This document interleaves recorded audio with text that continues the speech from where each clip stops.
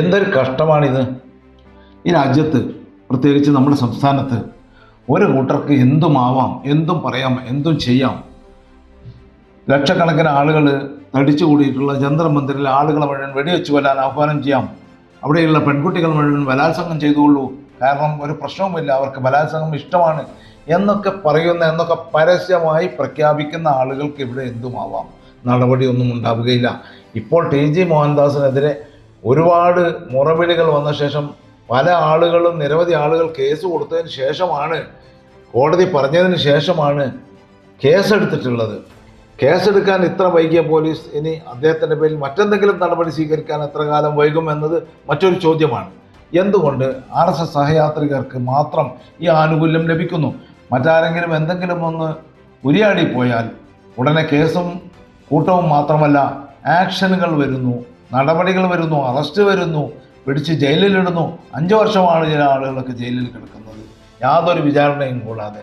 ഇപ്പോൾ കഴിഞ്ഞ ദിവസം ജിയാദ് എന്ന ചെറുപ്പക്കാരനെ യാതൊരു കാരണവുമില്ലാതെ അറസ്റ്റ് ചെയ്ത് കൊണ്ടുപോവുകയും പോലീസ് മർദ്ദനമേറ്റതിൻ്റെ പേരിൽ കൊല്ലപ്പെടുകയും ചെയ്തിരിക്കുന്നു. എന്തിൻ്റെ പേരിലായിരുന്നു അത്? എന്നാൽ ഇതുപോലുള്ള ആളുകൾ, ടി.ജി. മോഹൻദാസിനെ പോലുള്ള ആളുകൾ, ശശികല അല്ലെങ്കിൽ വെള്ളാപ്പള്ളി നടേശൻ, ഇവർക്കൊന്നും എന്തൊക്കെ പറഞ്ഞാലും, എന്തൊക്കെ വിദ്വേഷാത്മകമായിട്ടുള്ള പ്രസ്താവനകൾ നടത്തിയാലും യാതൊരു ആക്ഷനുകളും ഭയപ്പെടേണ്ടതില്ല. അത് ഭയപ്പെടേണ്ടതില്ല എന്നതിൻ്റെ ഏറ്റവും വലിയ തെളിവ് ഇതുവരെ അങ്ങനെ ഒന്നും ഉണ്ടായിട്ടില്ല എന്നത് മാത്രമല്ല, ഈ സംഭവം തന്നെ ഇത്രയേറെ പ്രതിഷേധങ്ങൾ ഉയർന്നപ്പോൾ ടി.ജി. മോഹൻദാസിൻ്റെ ഒരു പ്രതികരണമുണ്ടായിരുന്നു, വളരെ പരിഹാസത്തോടു കൂടിയുള്ള.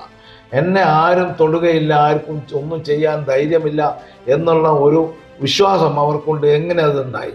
എങ്ങനെ ഇവർക്ക് ഇങ്ങനെയൊക്കെ പറയാനുള്ള ആത്മവിശ്വാസം ലഭിക്കുന്നു? ആരും ഒരു നടപടി സ്വീകരിക്കുകയില്ല, നിങ്ങൾ ധൈര്യമായിട്ട് മുന്നോട്ട് പോയിക്കൊള്ളൂ എന്നുള്ള ഉറപ്പ് എവിടെ നിന്ന് ലഭിച്ചു? ഇവിടെ ഇടതുപക്ഷം ഭരിച്ചാലും വലതുപക്ഷം UDF ഭരിച്ചാലും LDF ഭരിച്ചാലും ഈ ഒരു ഉറപ്പ് പോലീസിൻ്റെ ഭാഗത്ത് നിന്നോ അതല്ലെങ്കിൽ മറ്റേതെങ്കിലും വിഭാഗത്തിൻ്റെ ഭാഗത്ത് നിന്നോ ലഭിച്ചുകൊണ്ടിരിക്കുന്നു എന്നല്ലേ ഇതിൽ നിന്നും മനസ്സിലാക്കേണ്ടത്. ആ ഉറപ്പിൻ്റെ പേരിലായിരിക്കുമല്ലോ ഇവരൊക്കെ ധൈര്യമായിട്ട് സൃഷ്ടിക്കുന്ന, മതവിദ്വേഷം സൃഷ്ടിക്കുന്ന അല്ലെങ്കിൽ വർഗീയ കലാപം ഉണ്ടാക്കുന്ന ഇത്തരം പരാമർശങ്ങൾ നടത്തിക്കൊണ്ടിരിക്കുന്നത്. അപ്പോൾ അതിനു വേണ്ടിയാണോ നമ്മുടെ നാട്ടിലെ പോലീസ് നിലകൊള്ളുന്നത്?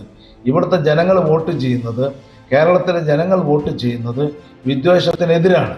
കേരളത്തിലെ ജനങ്ങൾ വോട്ട് ചെയ്തിട്ടുള്ളത് വർഗീയ ചിന്താഗതിക്കെതിരായിട്ടാണ്. പക്ഷേ അധികാരത്തിൽ ഇവർ എത്തിക്കഴിയുമ്പോൾ ഈ വർഗീയ ചിന്താഗതിയുള്ള ആളുകൾക്കാണ് സ്വാധീനമുണ്ടാകുന്നത്, മുൻഗണന ലഭിക്കുന്നത്, എല്ലാതരം ആനുകൂല്യങ്ങളും ലഭിക്കുന്നതും എല്ലാതരം അധികാരങ്ങളും ലഭിക്കുന്നതും. എന്തുകൊണ്ട് ഇത് സംഭവിക്കുന്നു എന്ന് നമ്മളൊന്ന് ആലോചിക്കേണ്ടതുണ്ട്. കൂടുതൽ വാർത്തകൾക്കും വിശേഷങ്ങൾക്കും ന്യൂസ് ലൈവ് TV സബ്സ്ക്രൈബ് ചെയ്യൂ.